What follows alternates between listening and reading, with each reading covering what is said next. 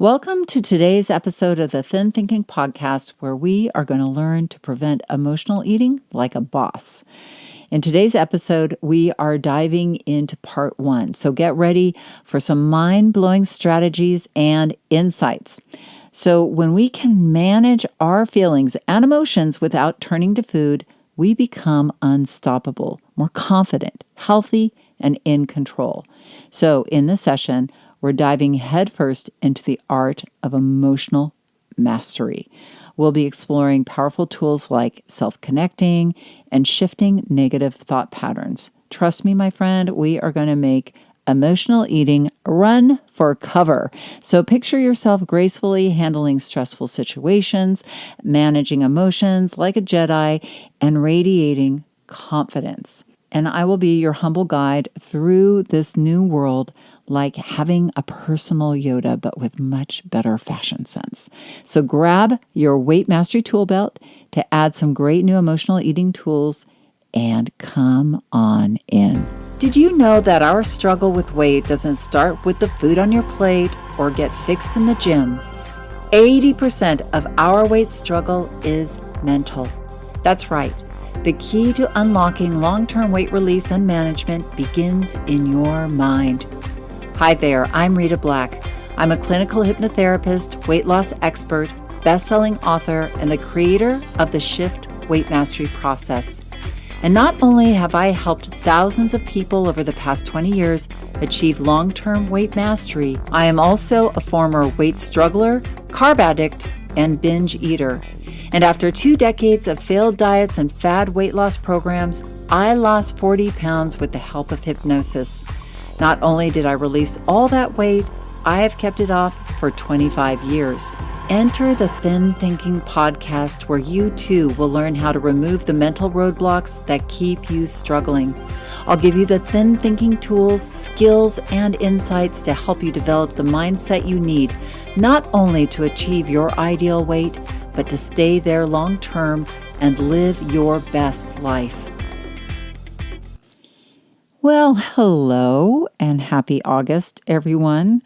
I hope you are having a wonderful summer that is just right. You know what I mean? Both weather-wise and enjoyment-wise. You know, when I lived in Europe many years ago, everyone just left town in August. And I thought that was so funny because here in the United States, it seems like everybody takes their vacations at different times all over the summer. But in Europe, everybody just left in August. It was like a ghost town. But, you know, I do feel in a way that even though people may be here physically in August, mentally, everyone's kind of checked out. I have been working most of the summer putting together this new emotional eating toolkit that I'm debuting this week. Finally, it seems like I've been working on this forever and I've enjoyed every minute of it, but it did take a lot longer than I thought it would.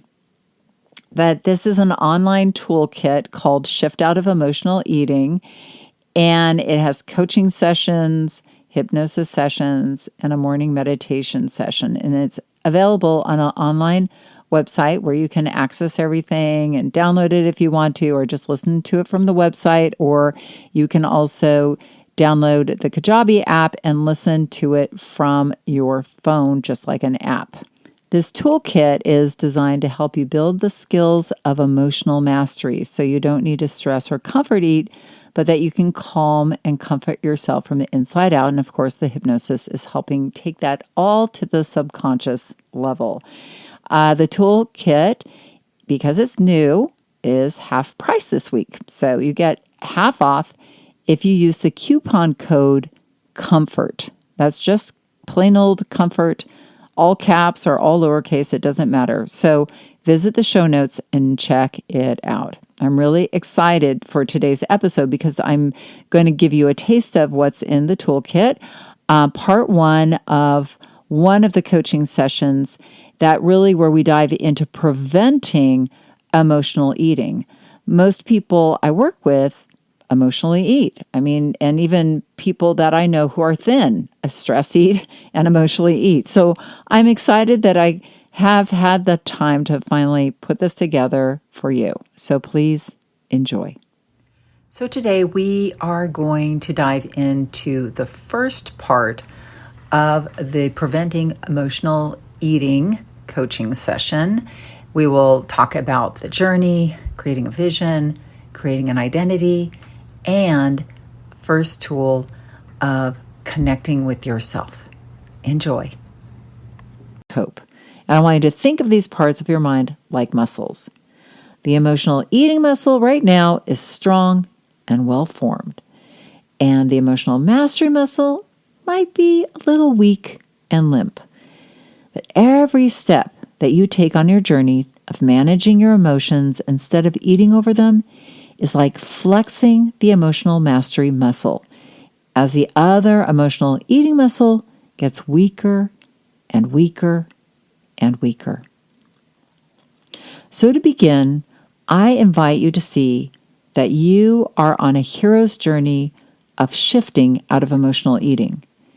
If you have gone through the Shift Weight Mastery process or listened to my Thin Thinking podcast, you know that I think of weight mastery as a hero's journey.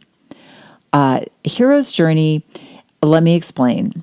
There is this anthropologist, if you don't know, Joseph Campbell was his name, and he studied cultures all over the world, and he found a common thread in their storytelling, the story of the hero and the transformation of the hero from, the normal person into a hero. And while the hero became transformed is by, first of all, going on a journey, stepping out of their normal world, whoever that hero is, and usually that hero is reluctant, and stepping into a new world. And within that new world, they are thrown obstacles. They have to encounter obstacles and grow in order to overcome the obstacles, ultimately slaying the dragon, becoming transformed and returning to the village or returning to wherever as, a better, the most evolved and best version of themselves.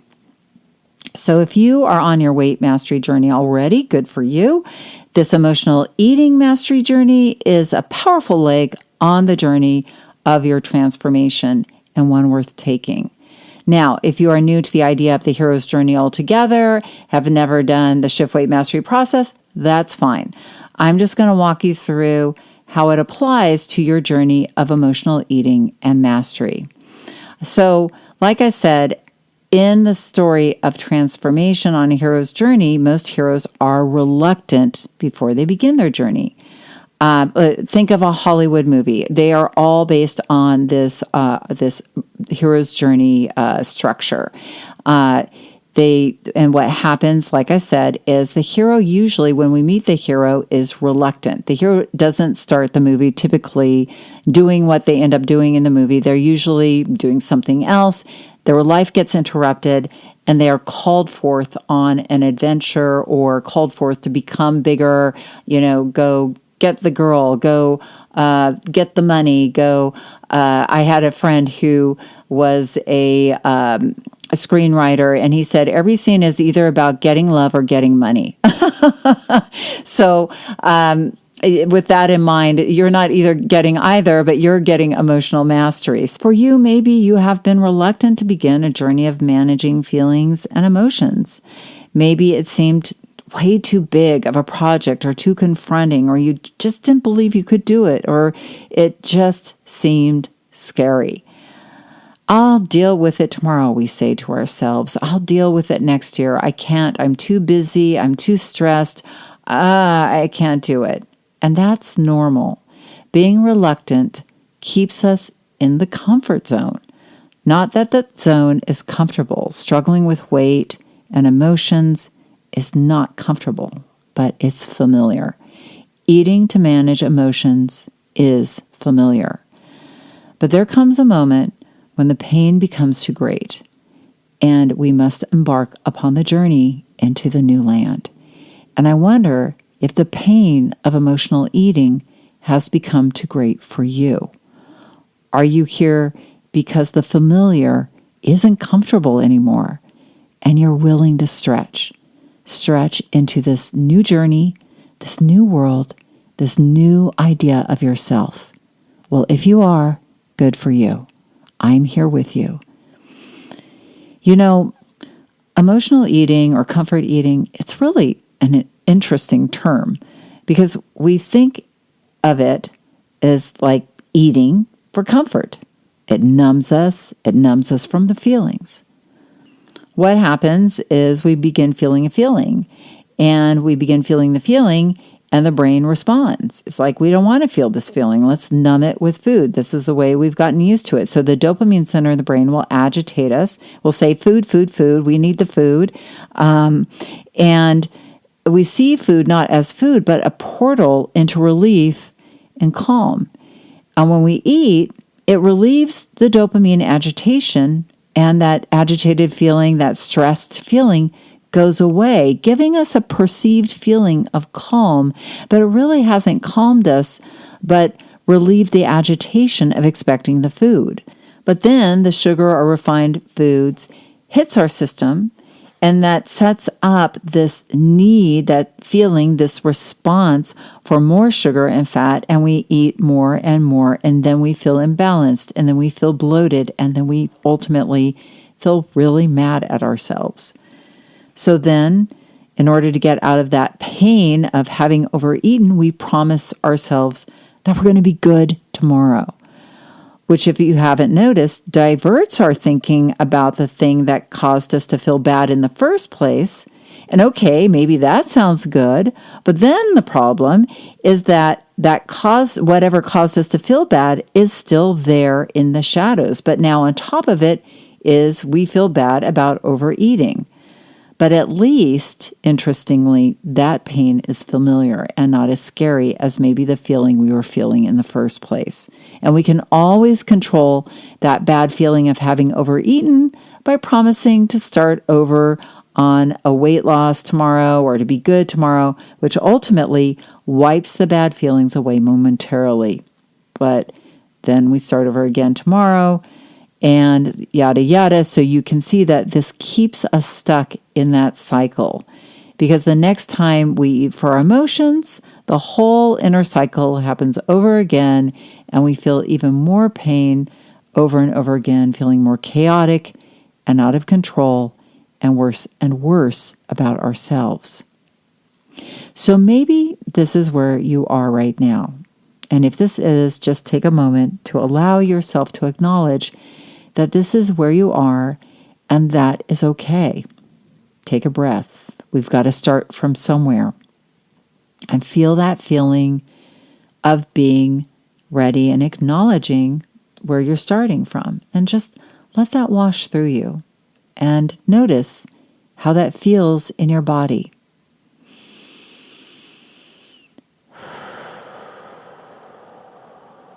Take a breath in of compassion and understanding. So lovingly, just give yourself permission to be here. Be in your body. Take another breath in and just let that acceptance wash through you, that it's okay and you're okay. We're starting from where we're starting from.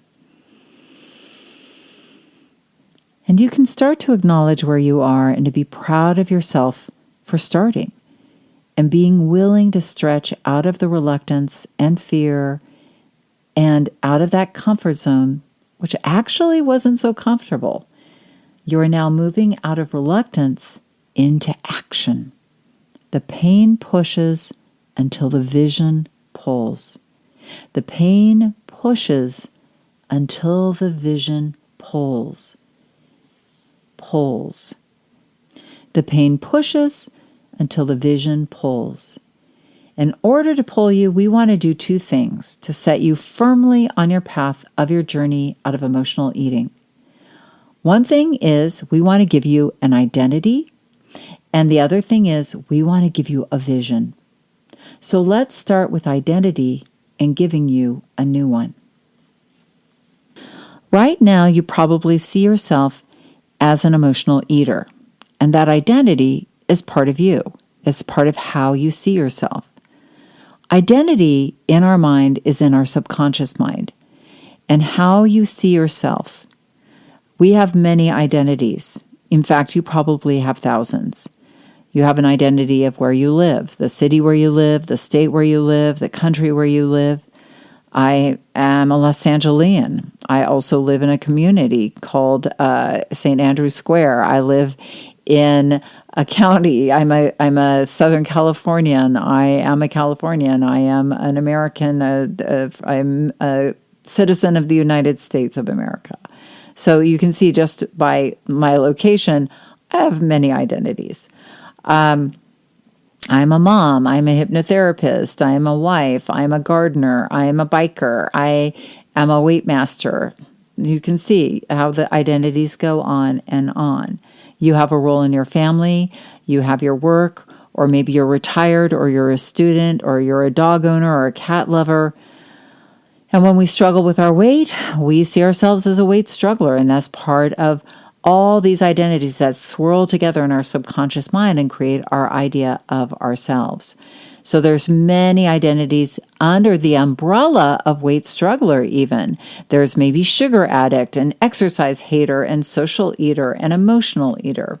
And this emotional eater identity has you trapped, out of control, can't handle the feeling, I need food for comfort.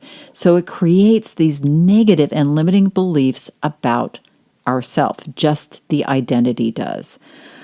When we try not to emotionally eat, the brain doesn't understand. We're an emotional eater. It's part of our identity. That's who we are. So there's a tension. So in order to shift out of emotional eating, we need to begin with identity. When we try to not emotionally eat, the brain doesn't understand. We are an emotional eater. That is who we are. And so there's a tension, and the brain doesn't understand. So in order to truly shift out of emotional eating, we need to step into a new identity to let the old one go. Now, in the Shift Weight Mastery process, we shift from weight struggler to an apprentice of weight mastery. And the reason for that is when we step into that, we become a learner. And so it doesn't matter what we weigh or where we're at in our skill set of weight management. The moment you become a learner, it opens your brain up to see you with a different identity, a more powerful identity, that of an apprentice or learner. But it also opens your brain up to learning. You're looking forward. It's a forward-thinking identity rather than a passive identity. So as an emotional eater, we want to become an apprentice of emotional mastery. Now, why is this important? Well, this is a learning journey, and all heroes on their journey are apprentices. They are learning lessons, and you are going to be learning the lesson of shifting out of emotional eating and becoming an apprentice of emotional mastery. So now, if and when you are emotionally eating, you are not reinforcing the old belief that you are an emotional eater, but you are in learning mode, using whatever happens as a lesson to improve and get better to proceed to emotional mastery. So emotional eating for you now becomes a classroom and a way to learn and heal rather than something bad that just gets reinforced every time you do it and you feel bad about yourself. It reinforces those old limiting beliefs. So now you're shifting out of that. You have shifted identities so many times in your life. Perhaps when you were a student and you went out into the real world and became a professional, you stepped into being a professional, or you became an adult. You maybe shifted from being an apartment renter to a homeowner at one point, or you became a car owner or a dog owner. And usually these shifts of identities happen very quickly. If you ever got married, the moment you said I do, you stepped into being a wife or a husband or a partner. If you ever had a child, when your child was presented to you, you really stepped into that role of being a parent. These things you step into and you begin to adapt to. When we are presented with a new and more powerful identity, the mind sees it as an adventure of transformation, and the brain loves to do this. And in our upcoming cognitive coaching and hypnosis session, we will take you even deeper into shifting this identity. But for the moment, imagine slipping out of your emotional eating identity. Now take a deep breath in and let that identity go. Just give yourself permission to let it go. Now, take another deep breath in and put your hand over your heart and bring in your new emotional mastery apprentice identity, making the commitment to show up for yourself and learn and develop that powerful emotional mastery muscle in your mind. Take another deep breath in. Just really lock that in. Very good. All right. Now, apprentice of emotional eating mastery, nice to meet you. Let's move on to vision. Now, like I said, the pain pushes until the vision pulls. So it's important that we create a vision for you. And this is your new emotional mastery apprentice moving towards this vision. Every hero is pulled forth into action by a powerful vision of who they are becoming and the outcome they are creating. And that will allow them to be transformed, taking that journey, engaging in that journey. Our brain doesn't work with negatives. It doesn't like negatives. So if you have been trying not to emotionally eat and have been unsuccessful, it is probably because you have been focusing on not emotionally eating, but you haven't given your brain any idea of what it wants in its place. So let's create a vision of your achieving emotional mastery. We will be working on this more deeply in the Preventing Emotional Eating hypnosis, but for the moment, just close your eyes. Take a deep breath in and close your eyes if you can. And take a moment, start to imagine what that might look like. A vision of you out in your future, 6 months from now, managing stressful days, managing emotions that come up from the inside out. See yourself reacting to the stresses of life with calm authority. See yourself advocating for yourself, soothing yourself with comforting practices like taking a deep breath, with using your mind to soothe you and not food to soothe you, but where you are soothing yourself instead. It is totally possible for this to happen. But if any negative thoughts come up like, this is silly or this is stupid, this ain't possible, thank those thoughts for sharing and come back to the image. We will be working with those thoughts later. Just keep focusing on being open to the idea that this is possible and that you are now on the path of fulfilling this vision. Just for now, I want you to think of that emotionally masterful you out in that future, moving through your life, handling feelings, stresses, emotions without having to eat over them. What does that look like? And now I'd like you to look into that emotional, masterful you out in your future. I'd like you to look into their eyes and see the confidence and compassion and strength in those eyes. How does this emotional, masterful you look? Healthier? Slimmer? What are they wearing? And I'd like you to notice how this emotionally masterful you is reaching out their hand to you to join hands with you and just join hands in your imagination and feel that strength. I would like to suggest this emotional, masterful you is your inner guide on your journey to emotional mastery. So you've created this in your mind, this emotionally masterful you, and they are your guide. They are here to coach you, to nurture and soothe you, and to be a powerful inner support for you on these days ahead.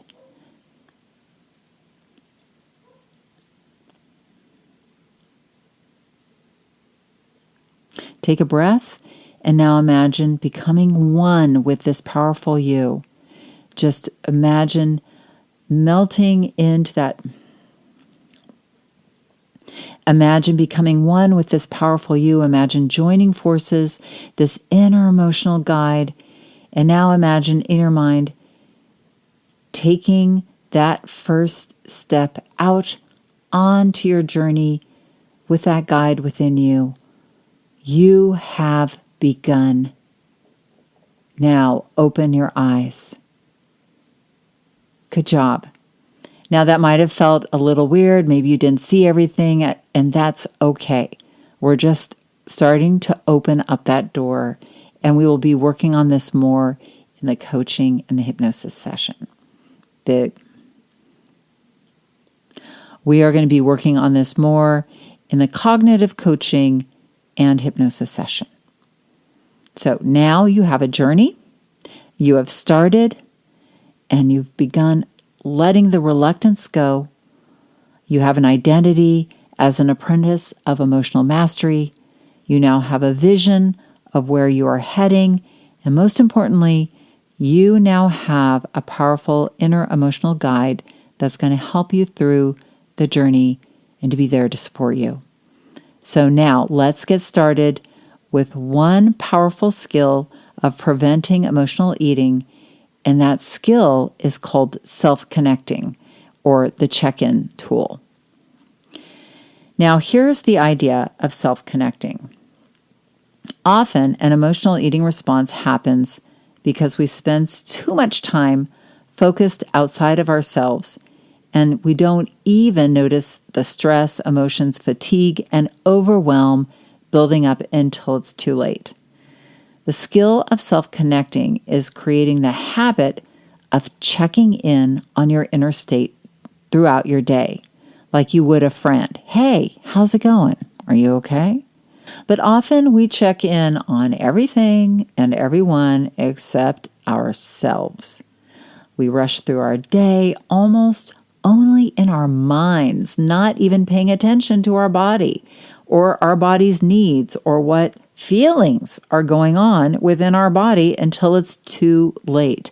The stress or the emotion or the hunger or the fatigue hit a peak, and then we find ourselves mindlessly eating or even eating with intention to numb. So the skill of checking in on yourself, your body, and emotional state is a way to be your own best friend throughout the day and to start to create emotional mastery and resilience. You know how sports coaches call huddles throughout the game to get the team back on track? These check-ins are similar. I call them self-care huddles. You do one with yourself, and they can be really fast. They maybe take a minute or two, but they help you tend to yourself, your needs, every few hours. This can help you calm yourself down and think things through, or feed yourself, or give yourself some coaching before things reach an emotional eating point. These daily check-in huddles also serve as a way to calm your brain down. They are what I like to call brain breaks in a way.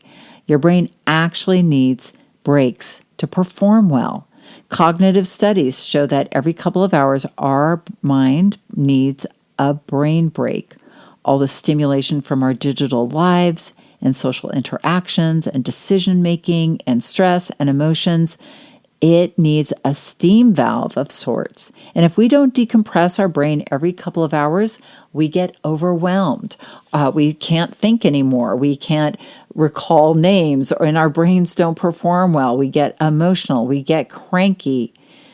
So if you are hesitant to take these check-in breaks, if you think, I don't have time, or that sounds silly, Realize it's not only a part of your weight management plan and self-care plan, but it is also really a part of your productivity plan for the day as well. So here's how a check-in goes. And you can try this with me if you aren't driving. Or if you are driving, wait. Just wait until you can listen to this later or pull to the side right now. And just sit for a moment and take a nice deep breath in and close your eyes. In our Preventing Emotional Eating hypnosis session, we're going to work on this shift breath by anchoring in a feeling of well-being with this breath. But for now, just take a deep breath in and then another one.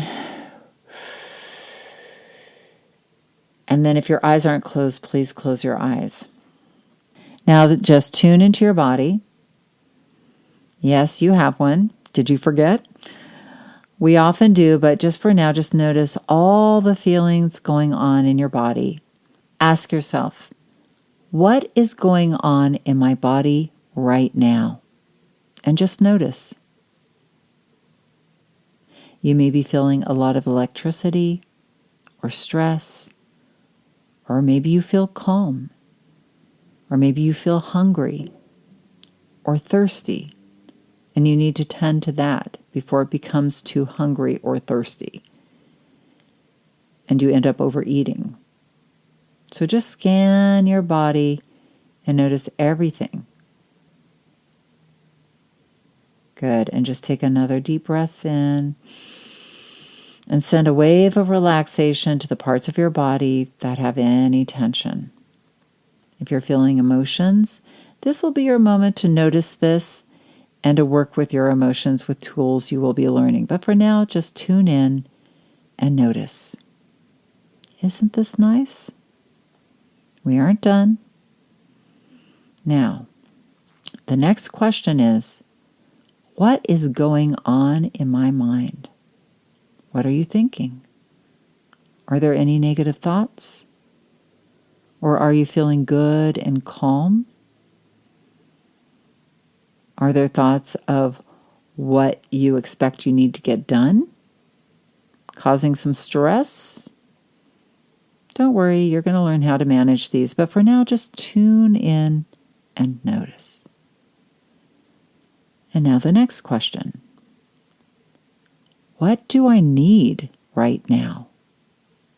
What do I need right now? Are you feeling tired? Do you need a longer break? Do you need a healthy snack? A drink of water? Do you need to give yourself a little love because you are feeling down? It's amazing how just caring about yourself in this compassionate way can calm us right down. Do your best to tend to your needs, because by doing so now, you are averting a future stress or emotional eating episode.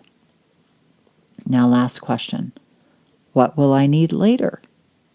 So maybe you don't need anything in the moment, but maybe you note that you will need to take a break in an hour, or to make sure you stop and eat some lunch at noon. Maybe you need to talk with the coworker who slightly pissed you off and you need to process some stuff and get some things clear. This checking in process, take a breath, close your eyes, ask, what is going on in my body? What is going on in my mind? What do I need right now? What will I need later? Is a quick but powerful way to regulate your brain, body, and emotions over the course of your day. What are the times I suggest? Well, I think waking up and doing this before you get out of bed will start your day with so much more mindfulness, and it will set you up for success. Mid-morning, midday, afternoon, before dinner, even in the evening, if you are someone who might be snacking at night mindlessly, this can help a lot. I want to walk you through what this might look like, and I'm going to use my client, Jeannie.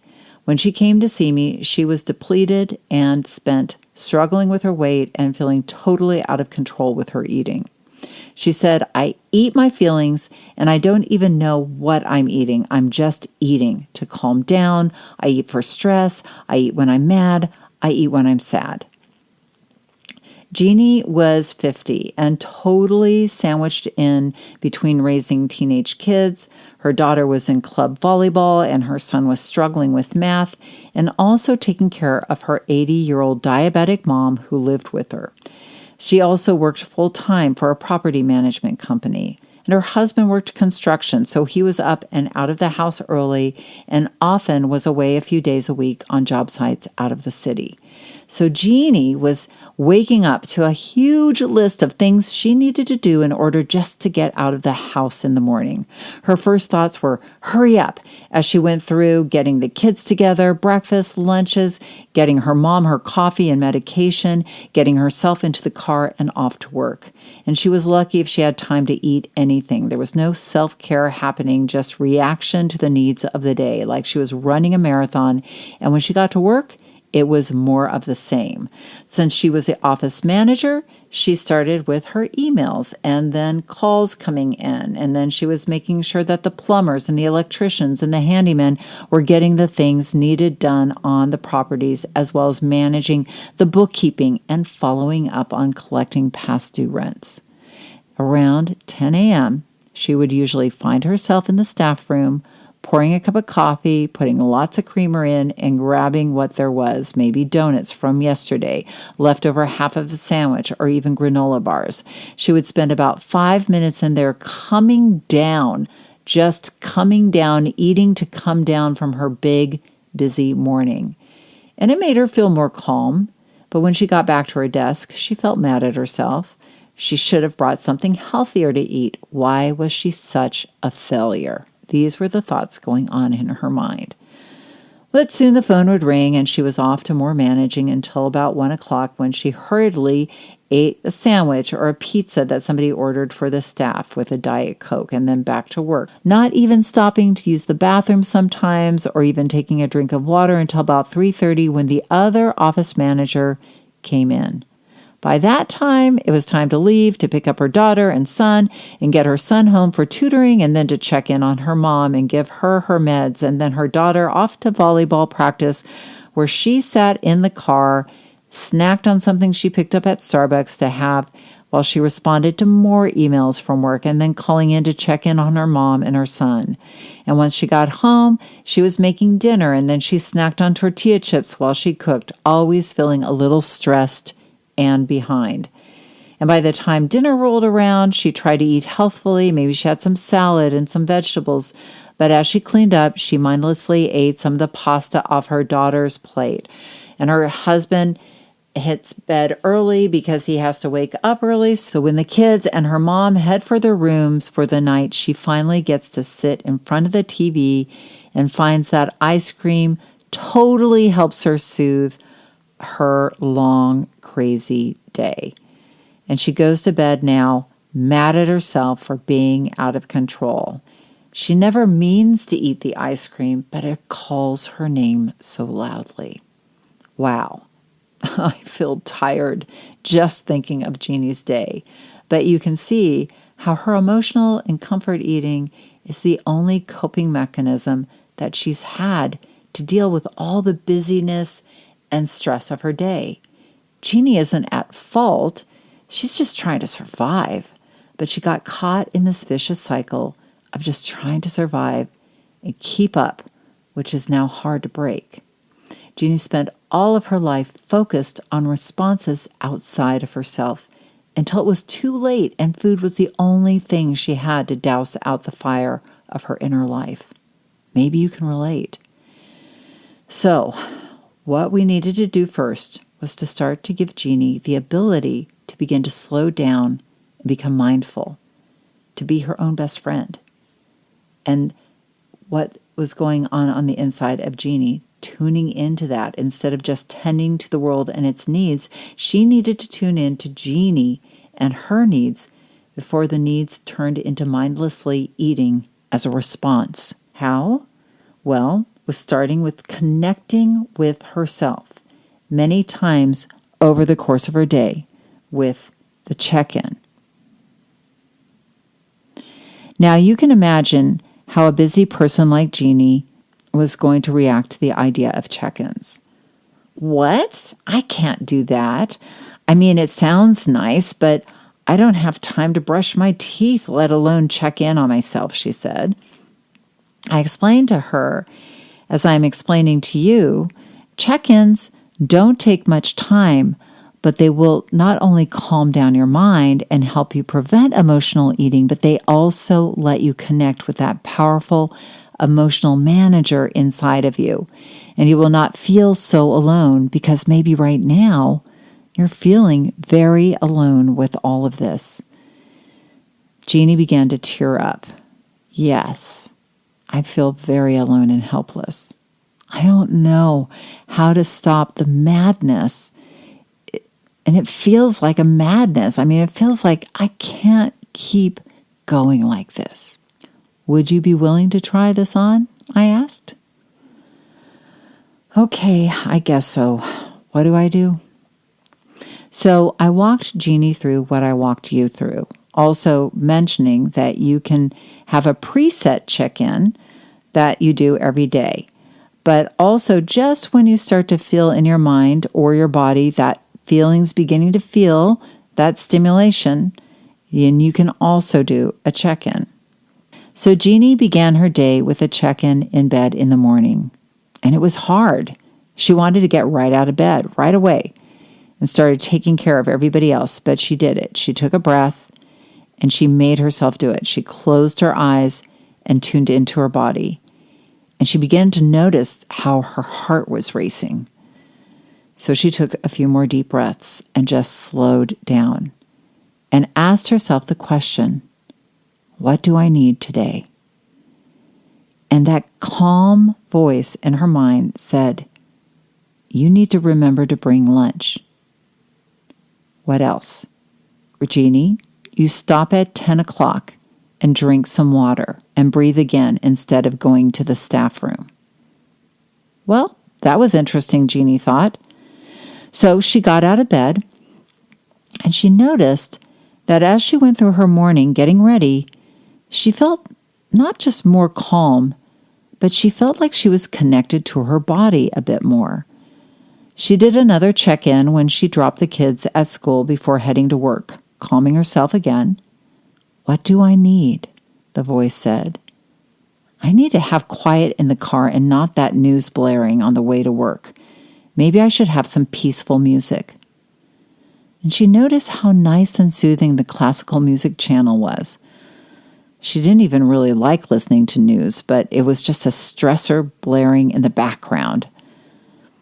And when she got to work, she fought the urge to get out of her car and dash inside to her desk, but she just took another moment to check in again while that calming music played. And she noticed she needed to eat.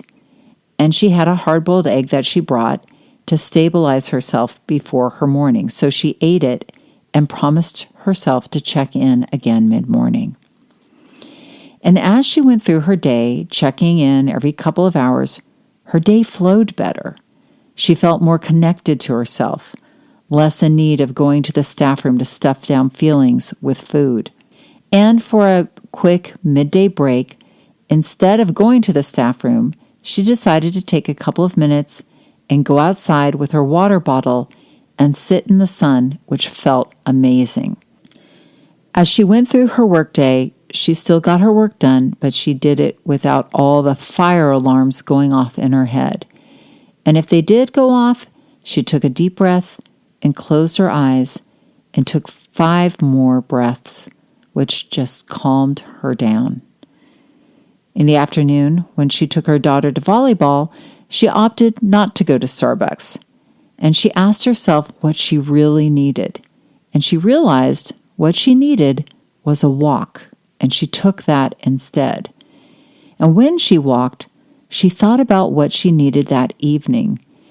And it was then that she also planned to have a small but healthy snack before making dinner so that she wouldn't mindlessly snack.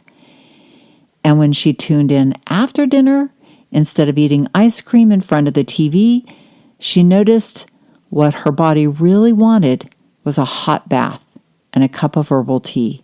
And so she gave it to herself. She went to bed not depleted and spent, but feeling relaxed and good about herself and her self-care.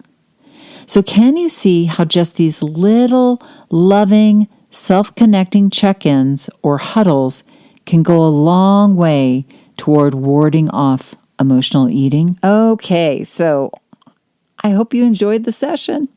And next week, we are going to visit some of the other tools in the emotional eating prevention coaching session. But if you want to dive into the whole 9 yards of the emotional eating mastery toolkit, including hypnosis, meditations, more coaching, check out the show notes and use the word comfort, and it will make this toolkit super affordable, half off, and a wonderful thing to take with you back into the autumn where life can get stressful, or into your August vacation plans where visiting family or even being with your family on a vacation can get a little stressful. A little comfort eating going on there, right? So check it out. Everything's in the show notes, and have a great week. And remember that the key, and probably the only key, to unlocking the door of the weight struggle is inside you. So keep listening and find it. See you next week. Thanks for listening to the Thin Thinking Podcast. Did that episode go by way too fast for you? If so, and you want to dive deeper into the mindset of long-term weight release, head on over to www.shiftweightmastery.com. That's www.shiftweightmastery.com, where you'll find numerous tools and resources to help you unlock your mind for permanent weight release, tips, strategies, and more. And be sure to check the show notes to learn more about my book, From Fat to Thin Thinking, Unlock Your Mind for Permanent Weight Loss, and to learn how to subscribe to the podcast so that you never miss an episode.